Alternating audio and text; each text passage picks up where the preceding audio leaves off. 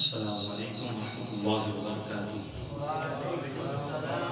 بسم اللہ الرحمن الرحیم۔ رب اشرح لی صدری ویسر لی امری واحلل عقدۃ من لسانی یفقہوا قولی۔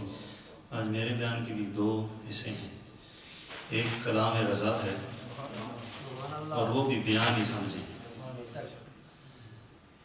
امام اہل سنت مجدد دین و ملت پروانہ شمع رسالت امام احمد رضا خان علیہ رحمت الرحمن، جن کو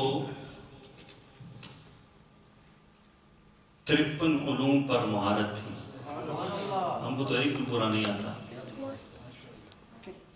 اور 1000 سے زیادہ کتب آپ نے لکھی ہے۔ فتح رضویہ دیکھیں، 30 جلدیں ہیں اس کی،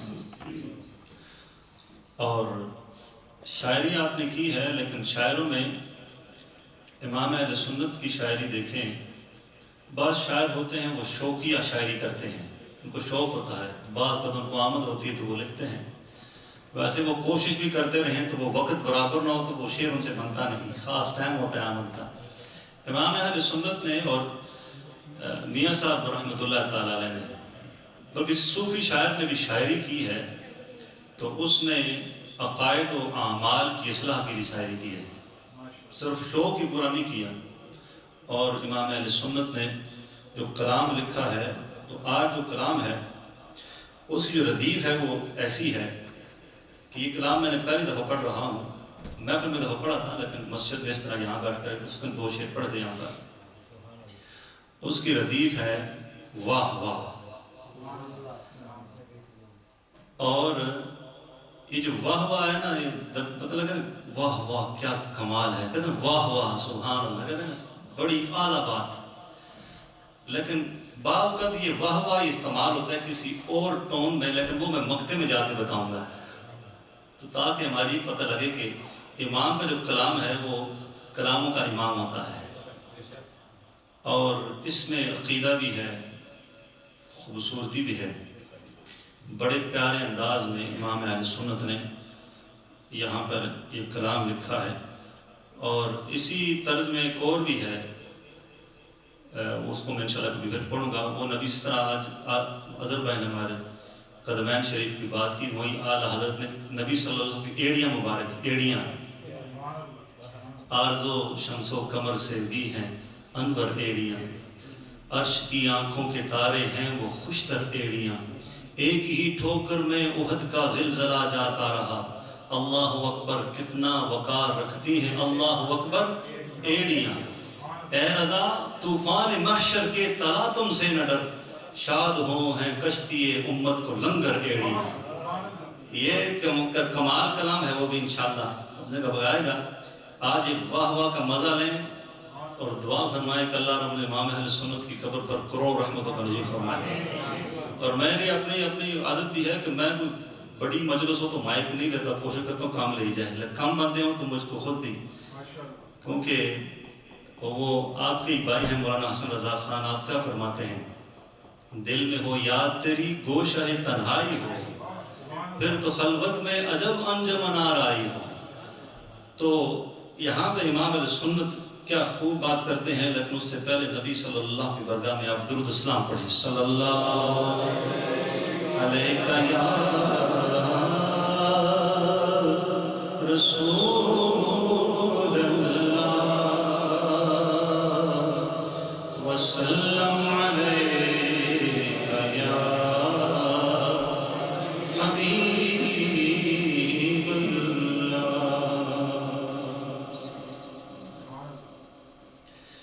کیا ہی ذوق افزا شفاعت ہے تمہاری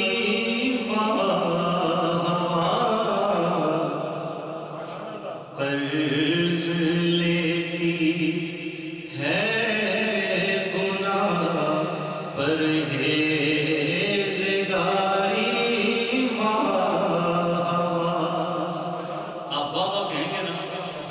تشریح کروں گا، پھر آپ کو اتنا لطف آئے گا کہ آپ بے ساختہ دیں گے واہ واہ کیا ہی ذوق افزا شفاعت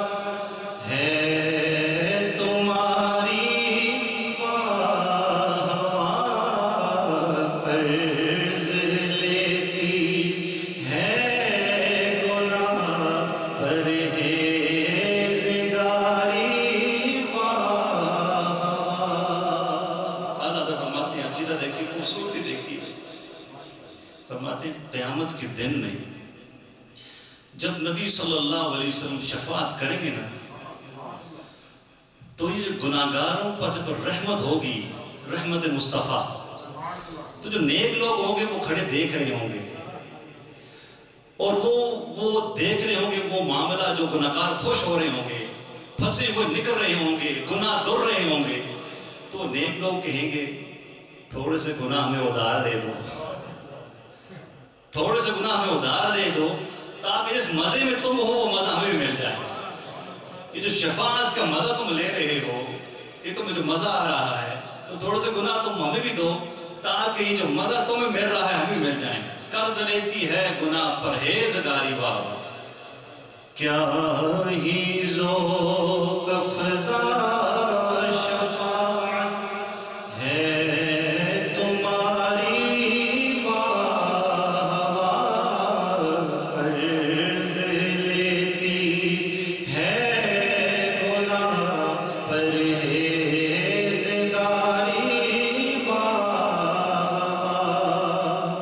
اور خامائے قدرت کا حسن دستکاری، کیا ہی تصویر اپنے پیارے کی سواری۔ ایک قدرت کا جو قلم ہے نا، فرماتے ہیں اس کی دستکاری دیکھیں، خوبصورتی دیکھیں کتنی اعلیٰ ہے، کہ نبی صلی اللہ علیہ وسلم کی جو شبیہ مبارک نے کتنی خوبصورت بنائی اس قلم نے۔ خامائے قدرت کا حسن دستکاری، کیا ہی تصویر اپنے پیارے کی سواری،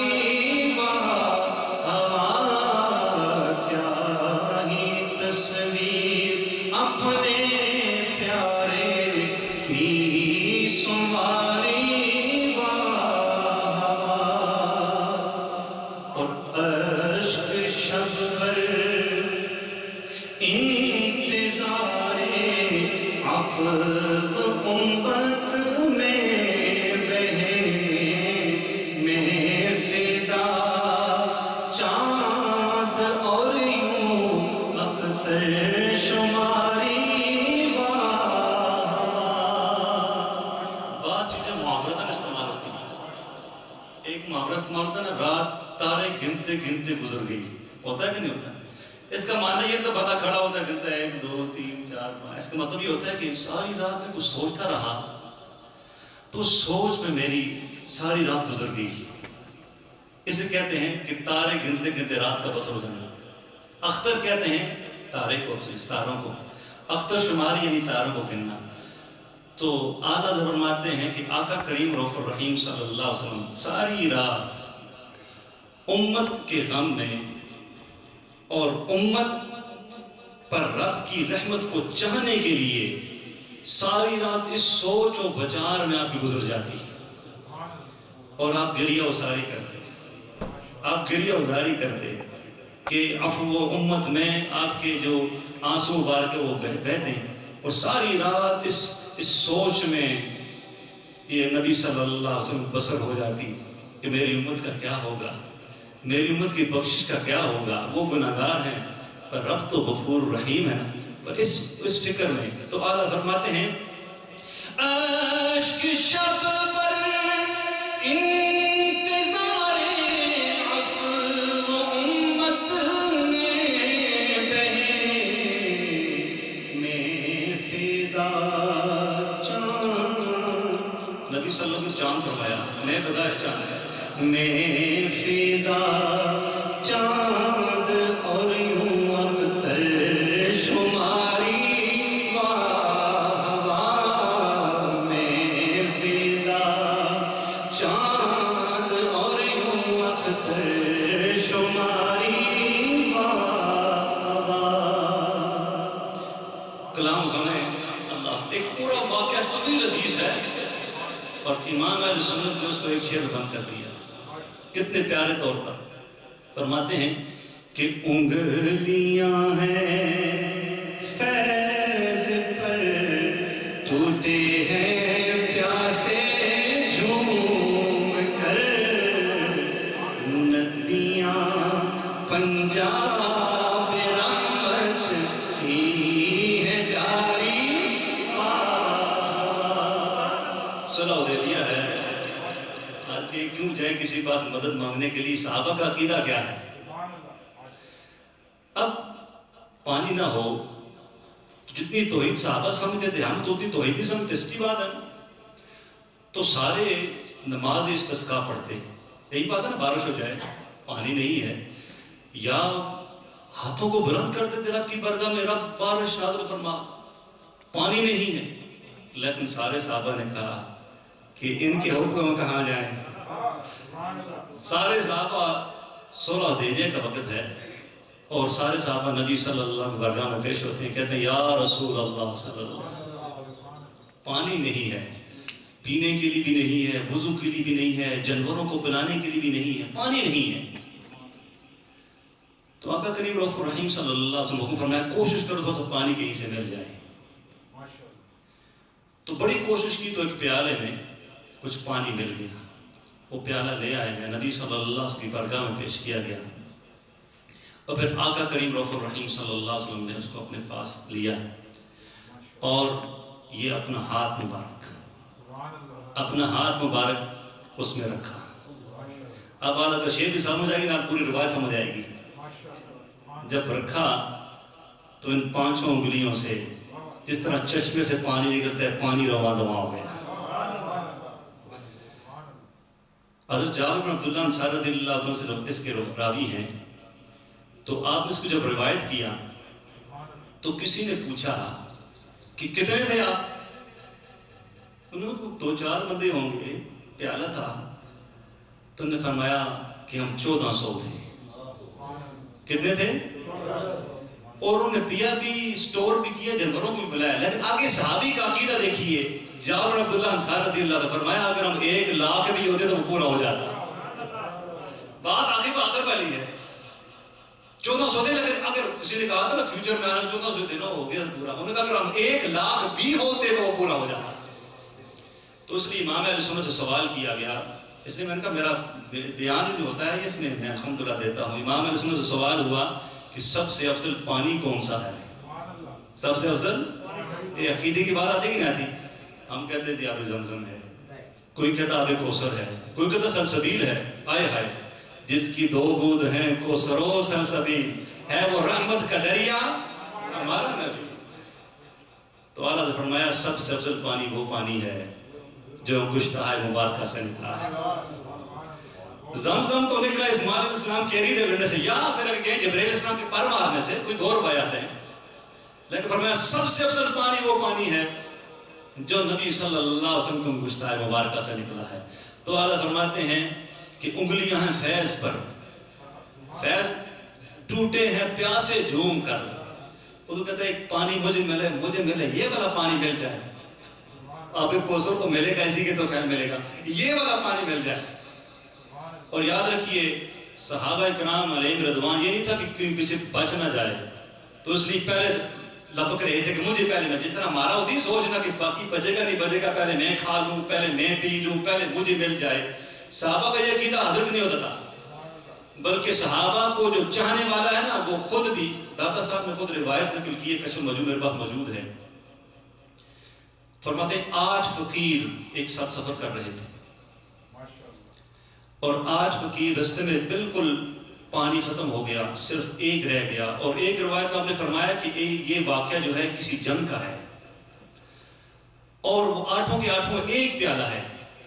اب ایک کے پاس اب پیالہ پہنچا تو اس میں سے پانی پینے لگا، بالکل آخری لمحہ، وہ پانی نہ پیتا تو وہ فوت ہو جانا تھا، تو اس نے دوسرے کو دیکھا نہ، تو اس پانی کو دیکھ رہا ہے۔ یہ دادا صاحب نے ایثار کی بحث کی ہے، ایثار دوسرے کو قربان ہونا، دوسرے کے لیے قربانی دینا، اس کی بحث میں آپ نے یہ واقعہ نقل کیا۔ تو وہ انہیں دیا، جیسے ہی دیا انہوں نے تو ان کی شہادت ہوگی، فوت ہو گئی، اتنی پیاس تھی، لیکن دوسرے کا دیکھنا دے دیا۔ یہ صحابی نہیں ہے، صحابہ کو ماننے والے ہیں، یہ فقیر ہے۔ جب دوسرے کے پاس پہلا اس نے تیسرے کو دیکھا تو وہ پانی کو دیکھ رہا ہے، وہ انہیں دیا، یہ فوت ہو گئی۔ کرتے کرتے 1 2 3 4 دوسرے بار اپنی جان نثار کرتے رہے، 8واں بچ گیا۔ دادا صاحب فرماتے ہیں 8ویں پاس پہلا پہنچا، وہ پانی پی گیا۔ تو اب اس نے پانی کیوں پیا؟ وہ بھی کہتا یہ تو سارے شہید ہو گئے ہیں یا فوت ہو گئے ہیں، اثار کی وجہ سے، میں کو پیتا۔ فرماتا اگر وہ نہ پیتا تو وہ شہید نہ ہوتا، وہ خودکشی کرنے میں شامل ہو جاتا، کہ پانی کو بچا نہیں تھا کوئی اور کہ جس پر اثار کرتا وہ۔ ان سب کو تو ثواب ملے گا اثار اور شہادت کا، کہ اس نے انہوں نے دوسروں کے لیے اثار کیا ہے، لیکن آخری کو تو اور تھا ہی نہیں اثار کرنے کے لیے۔ تو اس لیے یہ تو عقیدہ ان کا ہے جو کہ صحابہ کو ماننے والے تو